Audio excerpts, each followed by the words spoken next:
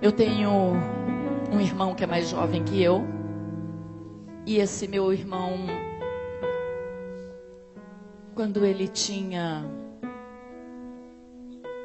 13 para 14 anos, ele foi considerado um gênio. E num culto como esse, amados, numa manhã como essa, o pregador, era um trabalho de círculo de oração. Isso marcou minha vida. Quando o pregador faz um convite, a minha mãe, olha só o convite que o pregador fez. Hoje Deus está pedindo uma oferta que não é material. Quando ele faz esse convite, minha mãe vem primeiro para o altar. Minha mãe vem, primeira que veio para o altar ali. E quando ela está ali ajoelhada, eu chego ali e me abraço com ela e eu disse: mamãe, o que é que você veio doar? O que você tem que não é material? Porque ela já tinha uma certa idade, cardíaca, diabética, e eu pensando, Jesus, será que ela veio se doar para a obra missionária? E aí a gente já fica naquele, né? O que ela vai fazer? E abraçada com ela ali, ela disse assim, depois eu te conto, minha filha. Fiquei abraçada com ela ali.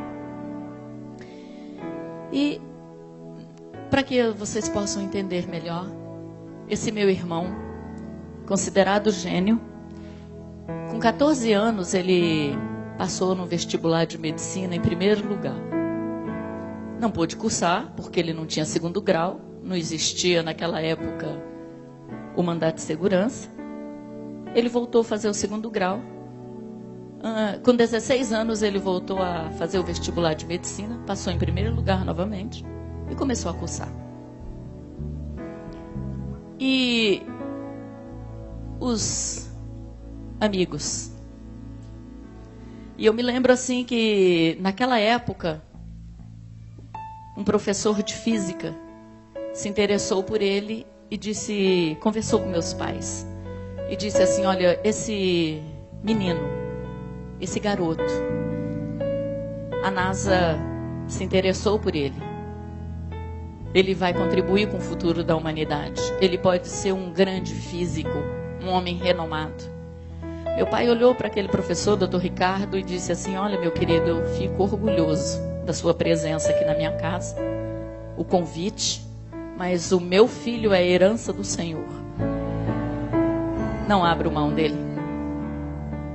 Amados, quando meu irmão começou a cursar medicina e se cercou de amigos, eles começaram a convencer meu irmão, seduzir meu irmão. E meu irmão começou a ir para o laboratório da faculdade fazer drogas. Naquela época, se hoje já tem drogas mais, digamos, mais efusivas, mais possantes do que o êxtase. Mas naquela época, meu irmão já fabricava o êxtase. E começou a experimentar para ver os efeitos que as drogas produziam. E esse meu irmão, com essa inteligência, com esse futuro, com pais que cobriam de oração, esse meu irmão virou mendigo, morador de rua, pediu esmolas, morou embaixo de pontilhões, dormiu em praça pública, foi enxotado dos portões como vagabundo, bêbado, drogado. Naquele dia, quando minha mãe veio para o altar, eu disse, mamãe, você não vai me contar o que é que você doou? Ela disse, eu doei o seu irmão para a obra missionária. Eu disse, mamãe, mas a gente nem sabe se ele está vivo, não temos notícia dele há 3 anos mais. O dia que ele saiu de casa, amados, para ir para a faculdade e não voltou mais. Todo dia eu via minha mãe olhando no portão e ela dizia, quando ele vir, minha filha, eu vou ao encontro dele. Eu vou cobrir ele de beijos. Sabe aquela figura do pai do filho pródigo? Era minha mãe. Passaram-se todos esses anos. Naquele dia minha mãe ofertou meu irmão para a obra missionária. Passaram-se mais 4 anos sem notícias. Numa madrugada, meus queridos, um hospital de Porto Alegre ligou na minha casa. E o recepcionista do hotel dizia assim: olha, chove tanto aqui em Porto Alegre, está tendo um dilúvio. E alguém recolheu da enxurrada um mendigo. E nós encontramos na carteira dele esse telefone. Mas não alimente esperanças. E eu dizia para ele assim: eu tenho um irmão que está desaparecido há mais de 7 anos. E ele dizia: não, mas esse tipo rouba as coisas, troca as coisas, pode não ser nada seu. Minha mãe, eu falando baixinho, minha mãe já na extensão: Deus, tu és maravilhoso. Deus, tu és poderoso. Deus, tu és Deus fiel. E o rapaz dizia: o que está acontecendo, moça? E eu dizia: não, é que eu tenho um irmão, minha mãe e tal. No outro dia de manhã, minha mãe foi para Porto Alegre. E eu marquei com ela um horário para a gente se falar lá na recepção do hospital. Quando eu liguei, eu disse: mamãe, é ou não é? Ela disse: é, minha filha, é seu irmão. Eu disse: como é que ele tá? Tá bem? Tá bem. Mas não foi recolhido da enxurrada? Foi. O rapaz disse que ele estava com o pulmão, talvez ele não sobrevivesse até hoje, porque está com o pulmão cheio de água, tá todo comprometido. Não, minha filha, tá bem. Não tem unhas, não tem dentes, não tem cabelos, não vê, não fala, não fica em pé, tem ferida dos pés à cabeça. Mas está bem. Mãe, está vivo, minha filha. Ele está vivo. Bote a mão assim no seu coração, ó. Você está sentindo ele bater? Está vivo. Tem esperança. Há esperança para a árvore, ainda que seja cortada. Há esperança. Eu disse: mamãe, quando é que você vem? Ela disse: amanhã. Eu disse: amanhã?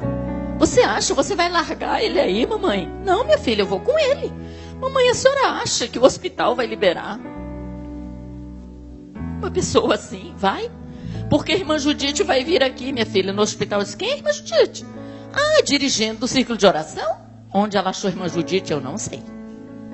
Mas ela achou a irmã Judite. Eu disse: mamãe. Ela disse: minha filha, mande a minha passagem com a do seu irmão. Porque a irmã Judite vem com um grupo do círculo de oração aqui hoje. E eu vou para casa com seu irmão. Sabe quando você manda a passagem pensando: perdi meu dinheiro?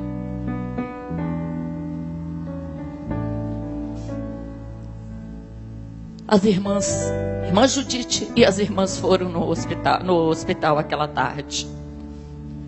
Fizeram um clamor tão poderoso que o segurança do hospital botou elas para fora. Por quê, amados? Porque enfermeiras aceitaram Jesus? Porque enfermeiros foram batizados com o Espírito Santo? Porque médico aceitou Jesus ali? E no outro dia minha mãe foi com meu irmão para Londrina. No outro dia, meu irmão foi com a minha mãe para Londrina. Quando chegaram em Londrina e eu fui ao médico com eles, um neurologista famosíssimo, naquela época era a sumidade da América Latina. E eu cheguei e disse: doutor João, ele disse: Genilda, nem eu, nem ninguém pode fazer nada pelo seu irmão. Ele usou drogas tão pesadas por tanto tempo, Genilda. Sistema nervoso central comprometido. Não tem mais coordenação motora. Visão, audição, tudo comprometido. A estrutura dele, Genilda, não tem. Neurônios queimados, neurônios não se restauram. Se ele sobreviver a essa crise, ele vai engordar um pouco, a pele vai melhorar com um bom dermatologista, mas ele vai viver na cama, Genilda. Não tem o que fazer, nem eu e nem ninguém pode fazer nada pelo seu irmão. Minha mãe, uma pernambucana, assim, ó, de 1,45 m. Pequenininha, olhinho azul, uma princesa. Ele, 2 m, 200 kg. Ela olha para ele, estica aquele dedinho e diz assim: Dr. João, o senhor é amigo da minha filha. Eu lhe respeito. O senhor estudou, pagou um preço. O senhor está falando como médico. O senhor está falando que a experiência de médico lhe dá. O senhor está falando do que a medicina lhe dá. Eu estou falando de um Deus vivo, poderoso, que tem uma promessa na vida do meu filho, e eu não gerei filho para o inferno. Fomos para casa, amados. Quero que você entenda. O Deus que está pedindo o segundo boi hoje aqui. O Deus que quer o segundo boi. Para você compreender quem é o Deus que hoje está dizendo: quero mais do que o cabrito. Não quero só o cabrito. Eu aceito o cabrito, mas eu quero mais do que isso. Hoje o meu irmão é pastor, para honras e glórias do nome do Senhor. Deus restaurou unha, cabelo, pele, dentes. Ele é um homem lindo. É um homem tão ou mais inteligente do que era. É professor de grego, de hebraico, é diretor de uma base missionária, é médico, é psicólogo. Ele tem uma família maravilhosa. É diretor de uma escola teológica em São Paulo. É orientador de uma escola de obreiros em São Paulo. E eu estou aqui para dizer que o Deus que hoje está aqui, é o Deus que para ele não tem, amado, não tem força, não tem o inferno, não tem humilhação, não existe. Ele tira da sarjeta e ele faz se assentar entre os príncipes. Ele pega o mendigo e faz ele um pastor honrado para cuidar de um rebanho. Meu irmão diz que a coisa mais gloriosa que Deus fez na vida dele foi confiar a preciosidade do seu rebanho a ele. Não existe coisa mais grandiosa, amados, do que você saber que Deus é o mesmo Deus que Gideão conhecia de ouvir falar. Eu conheço por experiência. Eu sei quem ele é e o que ele faz. E eu estou aqui para dizer: não existe limites para ele operar. Ele é Deus sem limites. Ele é Deus que não brinca. Ele é Deus que tem proposta nas nossas vidas. Ele é Deus que só precisa que alguém entre na brecha. Ele só precisa que alguém se coloque na brecha. Ele só precisa que alguém pague o preço da intercessão. Ele só precisa disso. Naquela manhã, minha mãe tinha um segundo boi. Ela nem sabia se estava vivo, onde ele estava, mas ela sabia que Deus tinha uma promessa na vida dele. Ela sabia disso. E naquela manhã, quando ela oferta, meu irmão, eu fiquei imaginando o que move uma mãe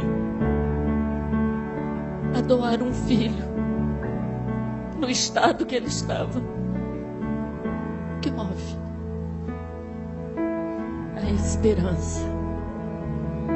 A esperança que Deus é o Deus que tira da cova, é o Deus que livra da fornalha, é o Deus que eleva os meus olhos para os montes. De onde me virá o meu socorro? Da onde? De onde vem o nosso socorro, meus queridos?